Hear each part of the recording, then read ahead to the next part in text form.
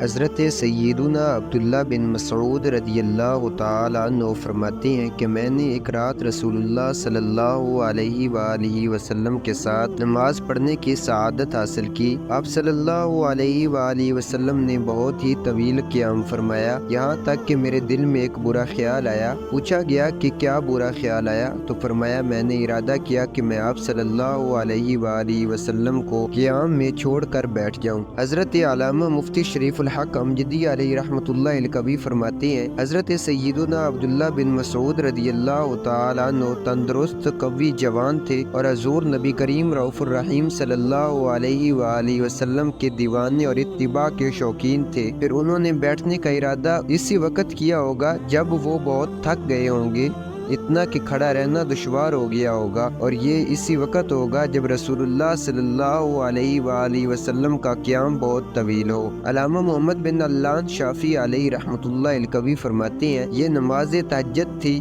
اور آپ صلی اللہ علیہ وآلہ وسلم عام طور پر جتنا قیام فرماتے اس سے بہت زیادہ طویل قیام آپ نے اس نماز تہجد میں فرمایا۔ حضرت سیدنا عبداللہ بن مسعود رضی اللہ تعالیٰ عنہ جب تھک گئے تو بیٹھنے کا ارادہ کیا، لیکن بیٹھے نہیں اور آپ نے اس ارادے کو برا خیال کیا، جبکہ آپ نے سرکار صلی اللہ علیہ وآلہ وسلم کی اقتداء میں جو نماز پڑھی وہ نفل نماز یعنی نماز تہجد تھی، اور نفل میں بیٹھنا جائز ہے، تو پھر آپ رضی اللہ تعالیٰ عنہ نے ایک جائز کام کے ارادے کو برا خیال کیوں کہا؟ شارحین حدیث نے اس کی کئی وجوہات بیان فرمائی ہیں۔ چنانچہ علامہ ابو العباس شہاب الدین احمد القسطلانی قدس سرہ النورانی فرماتے ہیں، ہر چند کے نفلی نماز میں بیٹھنا جائز ہے، اس کے باوجود حضرت سیدنا عبداللہ بن مسعود رضی اللہ تعالیٰ عنہ کا نماز میں بیٹھنے کو برا خیال قرار دینا معاذ اللہ عز و جل کے محبوب تنائے غیوب صلی اللہ علیہ وآلہ وسلم کے ادب کے پیش نظر تھا، کیونکہ آپ صلی اللہ علیہ وآلہ وسلم کھڑے رہے